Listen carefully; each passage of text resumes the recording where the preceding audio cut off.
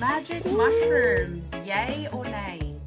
Our true self, or is the true self more true when we're actually under the influence of something? So This clip is how dangerous is mushrooms, and we just want to look at both sides of this whole mushroom phenomena, and people saying, well, let's use it for therapy, let's use it for this.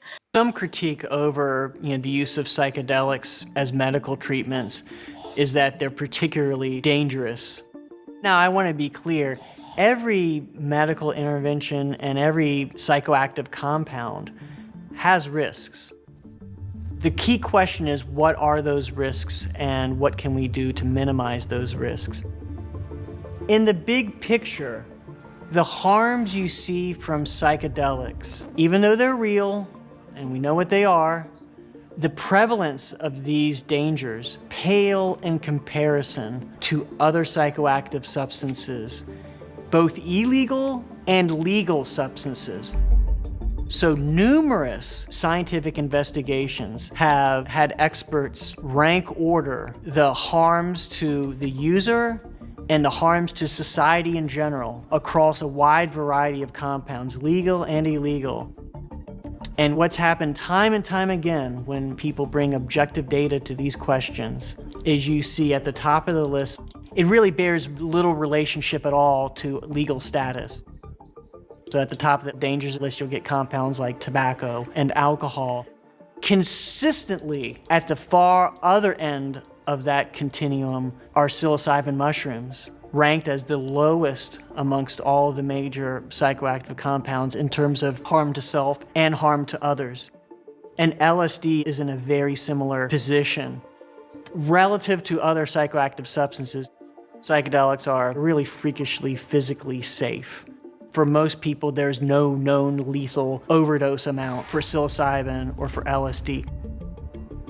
The ways that you take too much of a drug and they do you in, none of that stuff happens.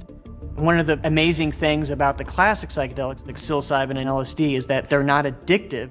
They can be abused, meaning they can be used in a dangerous way to the person, but they're not addictive. No one's jonesing for their next shroom fix.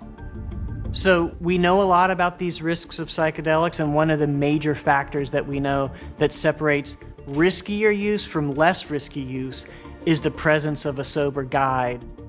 The more it looks like the clinical research where the person is not alone, they're with someone they trust, there is control over the dose. And it's going to be in a safe environment where they're not worried about making sure no one assaults them or steals their wallet, the less likely that they're going to run into pitfalls. So what do you think? I mean, it's good stuff, right? It's yeah, I think that the main thing that I've been that was pointed out there and that I've heard so much is this whole thing around, the whole alcohol debate, right? And how alcohol is so much worse for us than a lot of things, and especially with this whole thing with mushrooms. And it is interesting how. But what about the bad trip? I'll play devil's advocate. What about the bad trip? What about the experience of just being in the hole and just having that really trippy, seeing dark things, dark energy? And I know it has to be in you for you to see it, but what about that? What about it detaches you from reality? Because I do know people who had bad experiences, and honestly, I still think they're still detached. They never came back. And this is the whole thing. Is it a detachment from reality, or is it actually closer to reality than we could ever know? And that's where this whole thing gets interesting, I think. And and I think that's where, a lot of the time with these substances, it's like if too much is taken in theory, are we actually going into the realms of what is actually more possible for us as humans to see? That's, the stuff that we're so conditioned within the way that we have been conditioned as human beings, that we're actually missing a huge scope of stuff that actually, when people take these substances, are we actually getting more into the true nature of us and the vastness of what is, out there in the universe, that we are missing as we live this kind of small conditioned life. So that's where it gets interesting. I'm not saying, you know, it's okay and people shouldn't be scared by it, but because it's you know, it's the unknown. And yeah. So you sent me another clip. I'm going to link it below. But it was also about, what's that woman's name who was from that show? She's amazing. But yeah, she was saying she was having the same conversation with someone who'd written a book and who was a researcher about psilocybin. And she was saying, well, isn't that just another addictive substance? Isn't that just another addiction? You go into it, it wears off, you want to have more, you know, it gets you to your closer, authentic self. But then isn't that just not wanting to be your present self? Yeah, exactly. And I think that's the thing as well. You know, there's so many those experts who she was being interviewed by, plus this one that we've just watched as well. I mean, they're saying that it's not addictive, that it's the least addictive substance. I mean, again, it's I guess they've must have seen figures and, you know, there's data on it to show that. What is addiction anyway? Or is it an individual thing? If it's something that does make people feel good, can they get addicted to it? So I don't know. I think, yeah, when we look at it as an individual thing, then what do the big numbers matter? But from what they're saying, it's the least addictive, you know, thing, and people aren't going chasing mushroom trips the whole time. So again, it's hard to say, but I think again with what she's saying, what she was saying in that interview as well is, you know, is around is our self that we're used to day after day. Is that our true self, or is the true self more true when we're actually under the influence of something? So again, it's like what we're used to is obviously what we've known, but it doesn't mean that it is, you know, that there isn't more to us. And in theory, this is where I see it. It's like some of this stuff, it's like, you know, if we meditate long enough, are we going to get the same results as if we take a quick hit of something? You know, and I mean meditate for a long time, because I think especially when we talk about macro dosage, which is straight into the, you know, potentially the whole or whatever, the macro dosage takes people in so quickly potentially that it is scary. Whereas if it's done in a slow way, it could take a number of years to get to, you know, some of the stuff. And if we have done it the slow way, then we might be more open and, you know, open to the experience that might be quite scary if we just take a hit that gets us there straight away. Yeah. And I suppose there is this idea that I am aware of, that the world we live in does not actually support our natural state. So the state we're moving in, which is an anxiety and depression and chaos and lack of clarity, that's because we live in a world that doesn't support nature connection, time, space, interrelated connection between us. So that is not our natural state in itself. Exactly. Right? So then taking psilocybin allows us to have space that supports us to get to a place where we feel good and have a lot more awareness around our feelings, because we're in a disconnected world. Given that we're in a disconnected world, is it that we need to use Mother Nature's medicine to reconnect to self? Exactly. Yeah, totally. And I think there's ways of looking at it as in it makes us feel good, but it doesn't always. No. So I think there's that, you know, and whether it's the extremities of what we just talked about, which is the whole, or whether it's simply feeling uncomfortable because we're now more objective to ourselves, so we're more able to see our thoughts. So we can now see the judging, you know, quite clearly, whereas during the day we may be pushing that voice away. So I've definitely, you know, had experiences and been with people who have, you know, let me know their experiences where they've either gone, oh yeah, I did it and it was amazing and I went out into nature and everything was so pretty and all this, and at the same time there's someone else in the same room saying, Well, I actually had it wasn't great because I could really, all these memories from my childhood started flooding back, and it was actually quite uncomfortable. So it was like there's two people in the same room, maybe taking the same amount, or not even the same amount. One may have even taken less than more, depending on the size of the person and how much they may have had, previously, and having two completely different experiences. So it's like the way that I would always see it as I would watch people is go, what are we ready to see?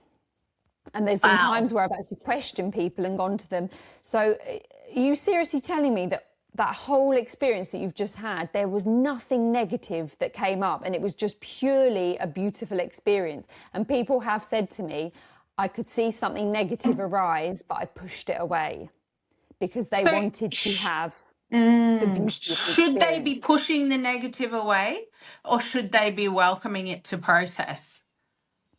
I mean, it's whatever you're ready for, right? So I've had clients before say to me that they've gone and they've done, whatever plant medicine they've done, and it was great. And I was like, well, really, was the whole thing really great? And they said again, some stuff came up, and I was like, so in that sort of, in that dynamic of me with a client, I would encourage them to, even if it wasn't there, to bring up the memory in the session so we could explore it there. So it's whatever people are ready for. For some people, if it's they want to have a nice experience and they're not ready to face that, then push it away. Do what you got to do. But if you're ready to face it and to go into it, then why not? But for some people, that is going to potentially take them into what we just talked about as being the hole, right? That's when it gets really dark, because we're now allowing ourselves to go in there. Whereas for other people, it's going to be safer to stay on the surface. So I don't think there's any right or wrong. It's about readiness, really. What are we do ready? you think that this should not be used recreationally? It should be done in a supported setting? Do you think it matters? I think it definitely, I mean, if we're looking at from a healing, if we want to use it as a healing modality, then I definitely think to be doing it with an expert is the best way, for sure. For absolute sure. And it's interesting because when I was watching that interview that I sent you the clip of earlier, what was being said was the experts were saying, well, you could look at it from a different perspective. You could have a load of kids going to a party, however old they were. I think they were talking about some kids in their 20s or something, and they could be going, drinking alcohol, being sick in a corner, regretting what they've done the next day and all the rest of it.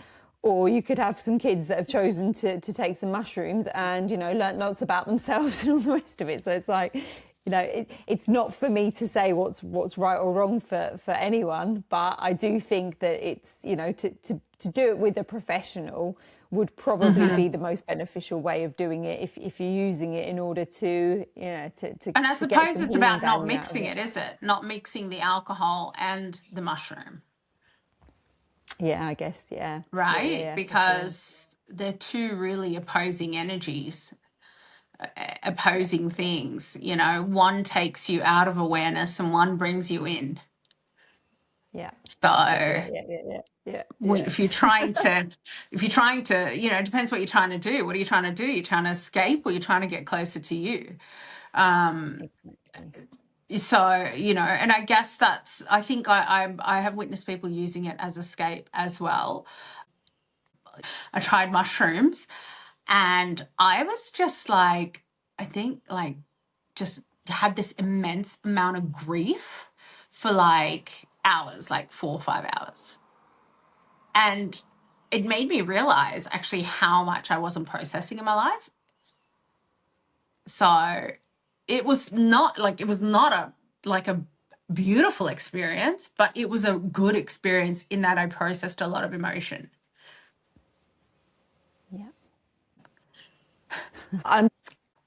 So my experience then was it was good, but like I didn't have enough awareness back then. I hadn't done yoga, meditation yet. I was like, this is just before it. And, I think there is a lot of benefit from what I'm reading and researching with people with mental health issues.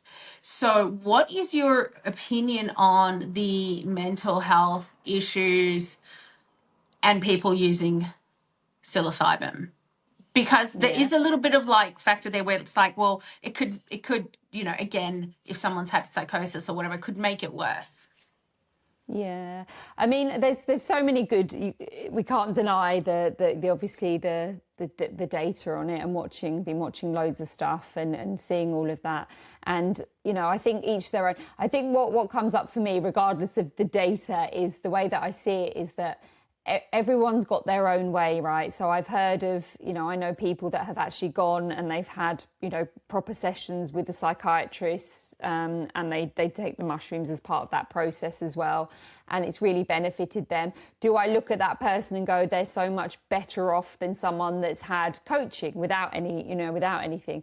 Do I look at them and go, that person who's doing breath work is so much better off than that person doing that or that? So with any of it, I think, you know, again, I think it comes down to the individual. What is your way of processing? Obviously, in my work, I choose to do work with people through talking about stuff, through, you know, doing work in the body. Other people may choose just to work with breath work, or just to, you know, just not just, but to work with hypnosis. So I think it's individual to the person. I don't see that any group of people doing one particular thing are coming out, you know, better than anyone else. You know, I think that most people are on a level, and we can see when people are doing work that they may be better off than other people. But is there one modality that seems to shine, you know, stand out, that there's a better load of people that are taking the pill that's making them so much better than anyone else doing anything else? Then no. I think it comes down to the individual and what process works for them. So what you're saying is that the effects of psilocybin can be achieved with different modalities.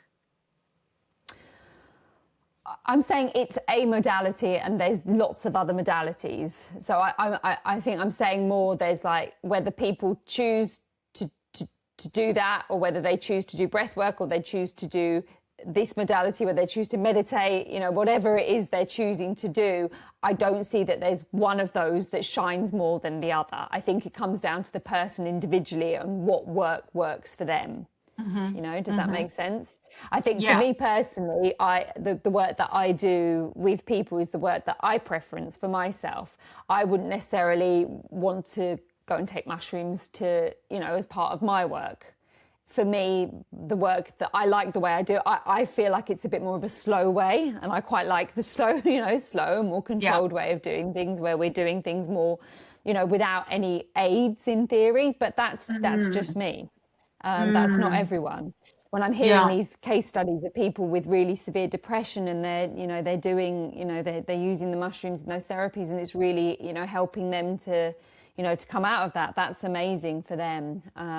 So I think it's, totally. And, you know, I know lots of people that go and they do hypnosis, and hypnosis is their way. Whereas for me, hypnosis wasn't my way of doing it. So I think there's a modality for everyone. It's finding the one that works best for the individual. And it's interesting because as a person like myself, have always looked for the quick way out, the quick fix, the quick feel better, the quick this, the quick that. And as I mature, and I'm understanding the slower process. And honestly, I also have to say that being on this medical weight loss journey, that has also really allowed me to see my dopamine receptors, and how I was always, I need that, I need that, I need that, I need to, or I need to not feel that, or I need to not feel that. It's allowed me to just go slow down, slow down. So that's been interesting in itself. And I wonder, once I start, you know, reach my goal and come off, I wonder what will be the process then for me. You know, will I go back to looking for the quick fix of feeling better, whether it's with food or this or that or alcohol? Time will tell, and that's what it is, you know. So Does it worry you? Does it, do you think about it? I wouldn't say it worries me. I would say I like to explore it, so that I'm bringing it into my awareness now, um, bringing it into my attention now, because I need to keep being aware that I have been, for some reason, my brain wants to go do the mushrooms and do the, and I having done mushrooms, I do think they are helpful, but also I know with meditation you can achieve that. I know with just having some simple practices, having that elation, you can have that. I mean, I've gone through periods of waking up every morning and just going for that walk and meditating and having that feeling. Yeah. So I know it's there without it. I know it's there without it. And so I want to bring my awareness back to that. But even this morning, I went out for a walk and because I haven't been doing my practice, I was being hard on myself, trying to go back and capture something that was from the past. I have to continually remind myself that I cannot capture the past. Like I'm just evolving, and maybe my meditation looks different now. Maybe it's like you say, it's the continually not being hard on yourself, the judgment of self. Yeah, got you. So And so when you talked about when you did the mushrooms before, would you say that the meditation state is similar, or is it, is it wildly different? I'd say there's more control in the meditation state. There's Yeah. more autonomy within self to manage the process. Whereas with mushrooms, either you're going to grief or elation or clarity, you don't have as much autonomy or control over the process. I mean, you can do a yin yoga class and go through the same level of grief I went through when I first tried mushrooms. You can have that. You can just go into pigeon pose. It'll happen.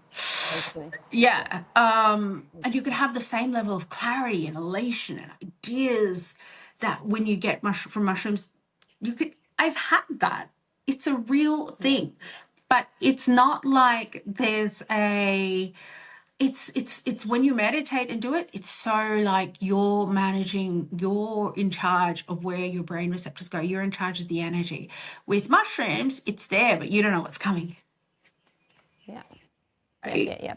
And I think this is from what I've been watching as well, from what I can tell with this is, I don't know too many people that have done the microdosing. I can think of a couple, but from what I'm watching, it sounds like if you're doing the micro dosing, it's not the same as, the macro, let's say. So it's a Yeah. very, small, they said it's like 1/10 or 1/20 of what people might do if they're doing a kind of macro. And so it's so tiny that what's happening for people is they're not getting, those amazing, that kind of those hits of the highs and the grief, let's say. But what's happening is, for what they're seeing is they're getting an increased amount of focus, clarity, creativity, and it's more that sort of thing rather than the stuff that a lot of people might talk about when they do a one-off. Yeah. So, and especially actually when I'm thinking of the person that was doing it in a therapy, that was the same as well, although they probably did give more than a micro. But yeah, it seems like when it's done in that way, it's more of a controlled thing. But again, as we talked about there, it's like, yeah, again, it's individual choice. Would we I do did a the meditation? Would we microdosing. talk about it? Yeah, Say again? I have done some microdosing as a Oh, little great. experiment. And what Yes. I did was have them, it was very micro, in the afternoon, so about 3 o'clock. And it was Yeah. because all of this was quite some time ago. I don't do mushrooms now. I was doing it at a time in the afternoon where I would feel a slump and a lack of motivation and just a heaviness and an overwhelm, because I can get very overstimulated and very overwhelmed if there's a lot going on, or even if there's nothing going on. That's just, I don't know what happens. And I did find I had a lot more clarity and a lot more inspiration at that time of day instead of the slump. I did find that. Right. Yes. Yes, I Interesting. Yeah. think there is. Yeah. Yeah, go ahead. But not the grief thing, not the No, highs, the no, lows. no, no, no, No. no, Mm. no. And so I think it is beneficial, but again, I wonder if I had just taken the 15 or 20 minutes and did a pranayama practice, a yogic breathwork practice, or a breath work practice, which is the hyperventilation, I wonder what would have happened.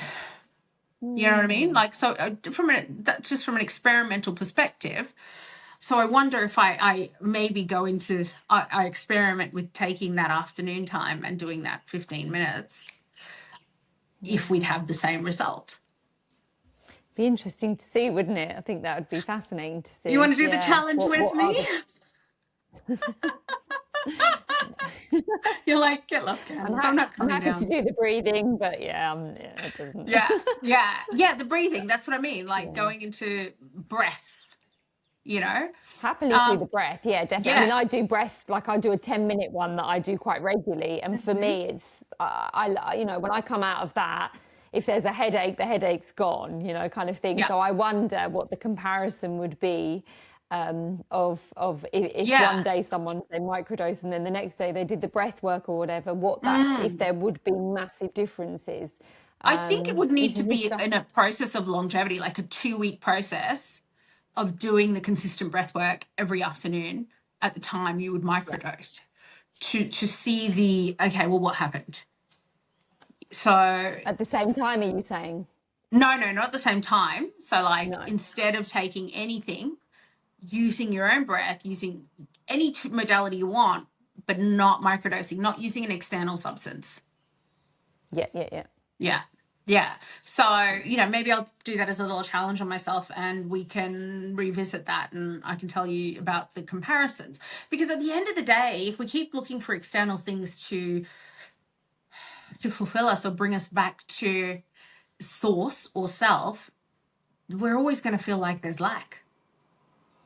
Yeah. Now. What is, as a coach, would you say the first process to coming to awareness or clarity or fulfillment instead of using like external substances like psilocybin? And we're not judging anyone that does or needs it. Just I want to know what else is there instead. So go on. Go on. So Give me an example. what else besides an external supplement can someone do or use so to reach bliss, awareness, clarity? So we've got meditation, we've got breath work, which for some reason when I say that to people, like they're like, oh, it's hard. It's hard for people to do those things unless it's in a facilitated setting. I know I have students, I have clients that are like, I can't do it on my own. I get that. So what other things are there that people can do on their own to have that feeling? What feeling are we talking about? The feeling of clarity, the feeling of peace. Is there a questioning process? Is there an internal process they can do? Well, I guess that's going to be individual, isn't it? And I think, if we're talking about the kind of the same sort of feelings as the meditation and the mushrooms and the breath and stuff, I think they're quite key things. Can we talk our way into it? I think it's individual. I guess it depends on the individual. And I think if someone's maybe more into self-talking themselves, then they may be able to get their way to it that way. Delusion. I don't know whether it's affirmations they want to tell themselves. It's kind of a difficult one. Do we talk our way into it, or yeah? I mean, the most natural way of substituting, if we're talking about the mushroom experience, then it would probably be through breath or meditation. I think Is there a delusional level of self-talk you can get to and have that? Maybe for the auditory mind, the auditory digital mind, the Yeah, self-talkers. yeah, You know, I yeah. wonder if there's people out there, if you're one of these people, have you like self-talk and deluded yourself into bliss and peace? Yeah. And I That's, guess because what's meditation? If meditation's a visualization, then if you talk your way into it, it's kind of meditation in itself. And I think if there's, yeah, yeah, it's difficult to say because are those people saying that they can't do those practices when they're on their own, but they could talk their way into things on their own? I don't know. If they don't have the want, the discipline, whatever we want to call it, to do the work at home, then, you know, is anything going to work for them? Or is it that they like to be in an environment with people to be able to do it that way? I guess Yeah, it'll have to be something that's I'd the sit down key. with someone and go through. Yeah. Discipline. So here it is. Here is the key. It is easy to take something and be undisciplined, and well, this is easy. Doing the work yourself requires discipline. And I think that word is triggering for a lot of people. I know for a long time that word triggered me. I was like, no, I don't want discipline. I don't want to tell them what to do. I don't want to be in the structure. I don't want to be forced. And you know, the more I understand discipline, the more I know it's freedom, actually, for me. So would you say that the key factor is discipline in being able to sit down and do the work? If that's what people want to do, you know, you know, if people don't like that word, then it's how do we get around that as well? Yes, tell me how to get It's around that. repetition and it's repetition. It's well, do you want to do it? And if you don't really want to do it, again, we talked about this before. Stop lying to yourself, right? Stop lying to yourself. There's If so you many really want lies, to I'm change and you telling you. want to do it, yeah. But so, okay, just can you give me a reframe for the word discipline? I think that would be amazing. How can I reframe that word? Want. Well, do you want to do it? I think that's the thing. If you want to do it, then it doesn't need to be as hard as discipline. It's just a want and it's something you're doing. And if you're not doing it, then you're not doing it. Okay, so say I want to do it. I go, I really want to do that. I want to train 5 days a week. I'm not at the moment. But then I don't, you know, but in my brain, I'm saying I want to. But then I don't. Then I make excuses. Then I'm tired. And then this hurts and that hurts. Tell me, what am I doing?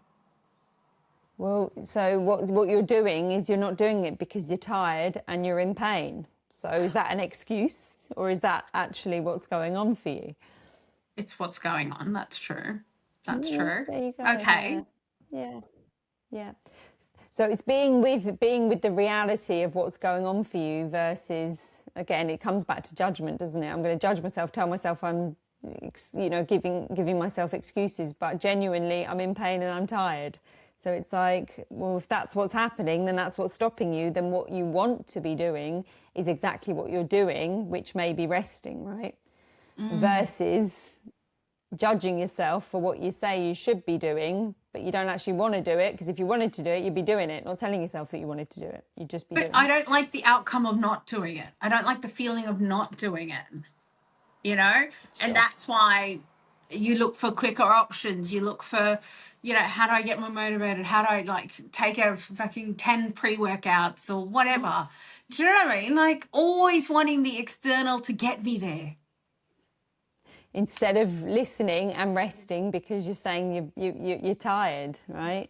And that's the thing. It's kind of if we go with what's actually true and allow ourselves to be with that rather than judging it, then we would probably get ourselves, you know, better rested, and then we would potentially be more moved when we're ready to do the going to the gym. But the beating ourselves up around it it usually doesn't, you know, help for long lasting change. It's just this thing where we'll sit there then and we're tired, so we're tiring ourselves even more by having a conversation, by beating ourselves up about what we're not doing, which, you know, if it works for people, then it works. But if it's not working, then it's not working. Maybe we need to change our strategy around that. Changing strategy. Changing strategy. Okay. So if I want to change my strategy around being consistent and disciplined with something. I'm just gonna drive you crazy. Because okay, I have pain, I'm tired, whatever, but life still goes on. I mean, I can be with it. I got to still move. How do I change the strategy?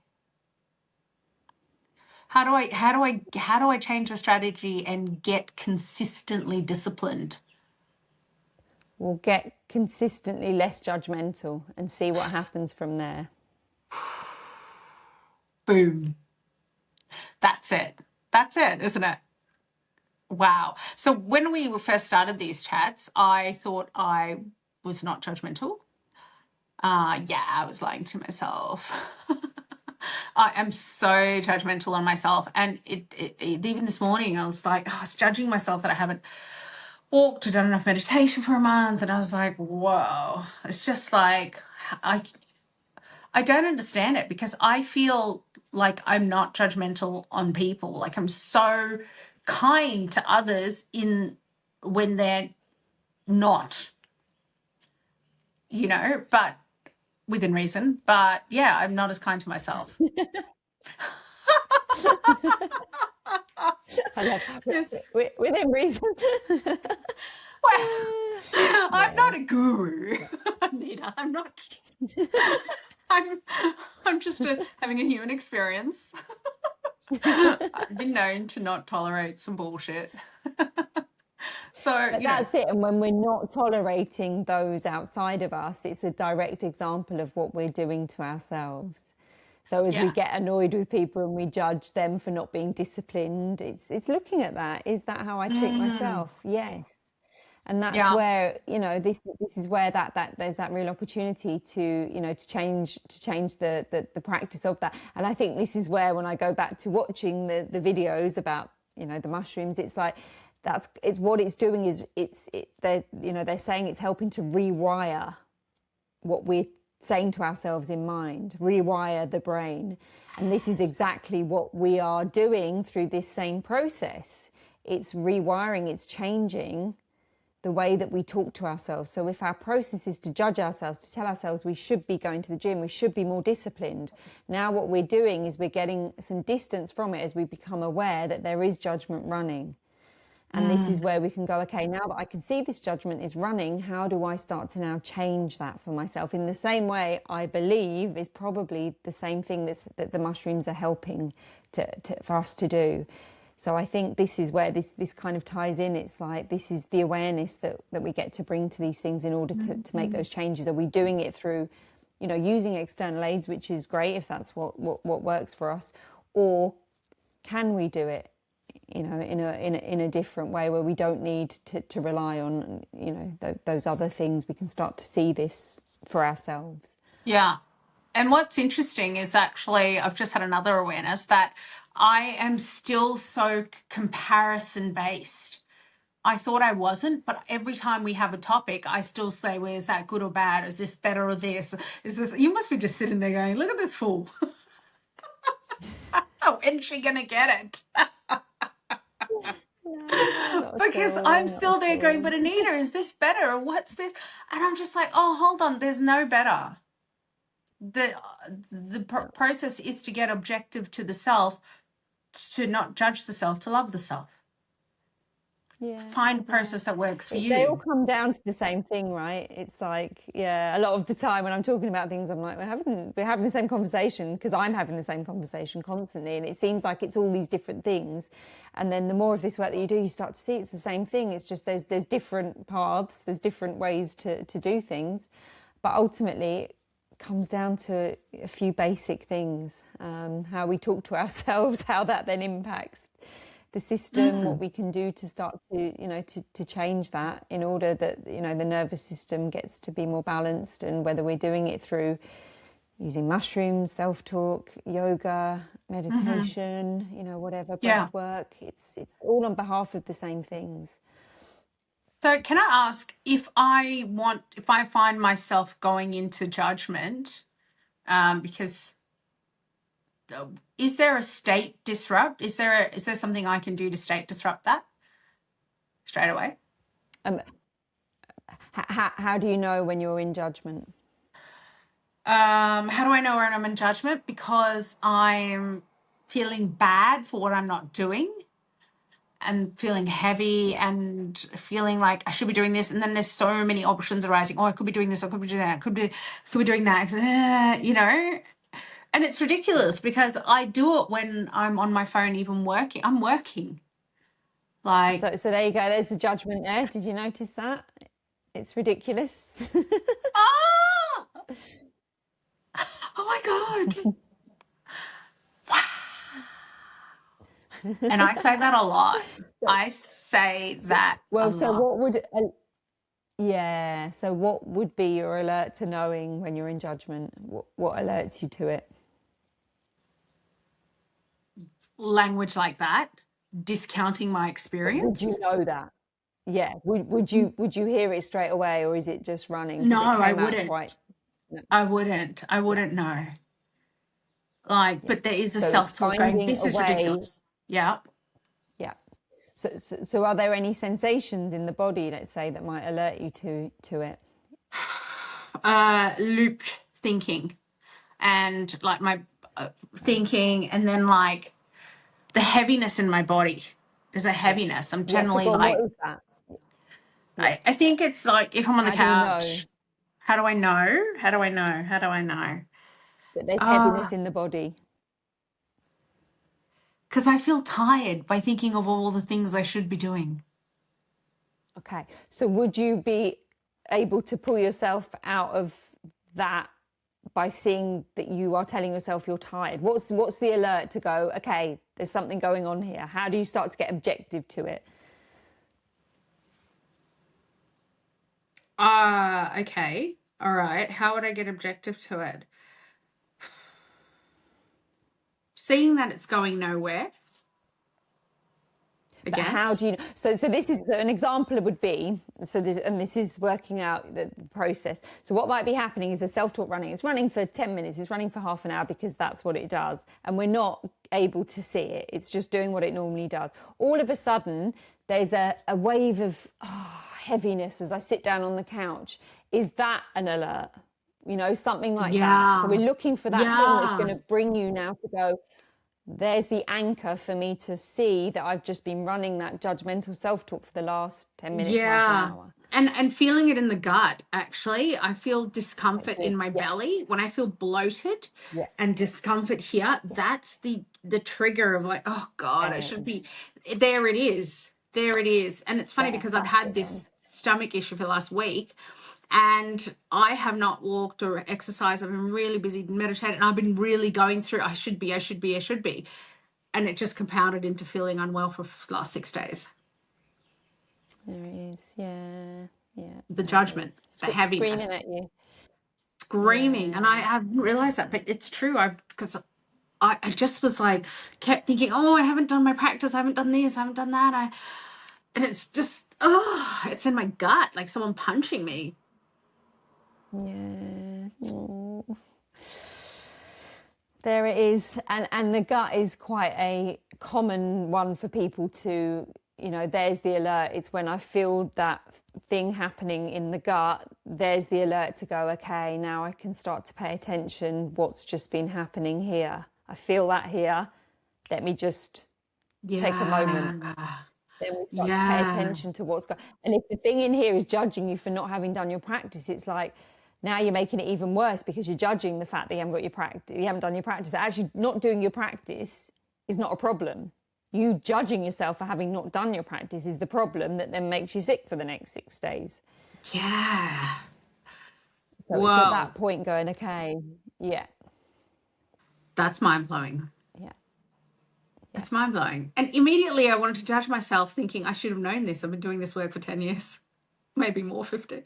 Like I did it immediately. The minute I had the awareness, boom, I wanted to go straight into judgment. Like, how do I forget these things? Like, what? It's so Yeah, strong.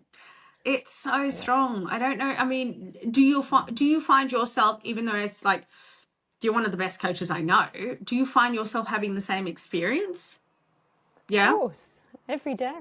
Yeah, yeah, of course. Yeah, yeah. See it, but it doesn't necessarily stop it. If it's there running, it's there running. So it's, it's seen quickly, but it's still there, still serving an intention, right? So it's still, still happens. It's just catching it.